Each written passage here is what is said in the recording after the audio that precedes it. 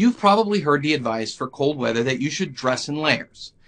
There are seemingly magical properties of having multiple layers of insulation on your body when it's cold out, and it gives you the ability to peel off layers if you get too warm. Your communication strategies for important messages should follow the same approach to get the maximum responsiveness from your readers. We all want to believe in a beautiful fantasy. The fantasy is that all we need to do is communicate once, and instantly everyone will understand. Somewhere deep down, we know that communication doesn't really work that way, but we want it to. We want to be able to be understood immediately and completely. However, the reality is that communication is messy and inaccurate. We shouldn't expect that communication will be 100% effective the first time, but we still do. We send an email and expect that the person on the other end received the message, instead of assuming that they didn't receive the message. When we change the assumption from that the message was being received to not received, we can start to think about how we might send the message repeatedly so that it can make it through. No one likes repeating themselves, but it's something we'll all do if we're in a face-to-face conversation and you know the message didn't make it. Whether the person says, "Huh?" or "What did you say?"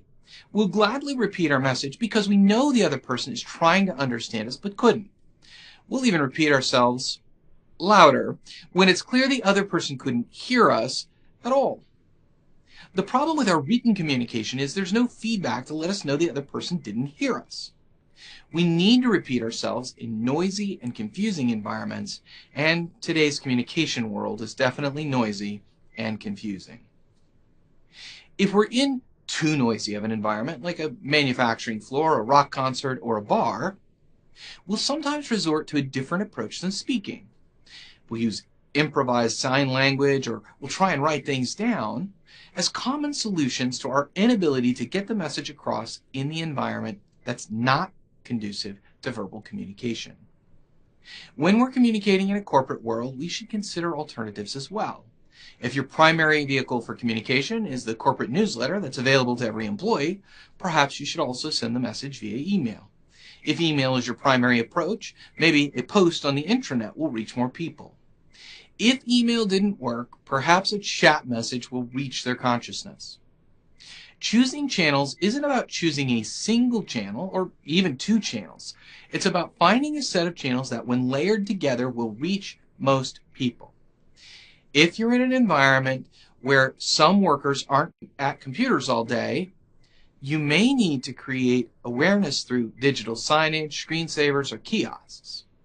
Posting an article on the internet or making it available in email may not be seen for days, weeks, or at all.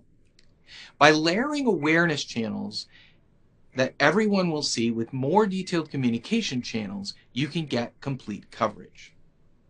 When you think about how many times you'll communicate and how you will communicate your message, you've got the best chances for getting the results you want from your communications. The beauty of working with communications in layers is that you can decide to skip communications once you're successful. If you feel like your message has gotten through, you can skip additional communications that you may have planned.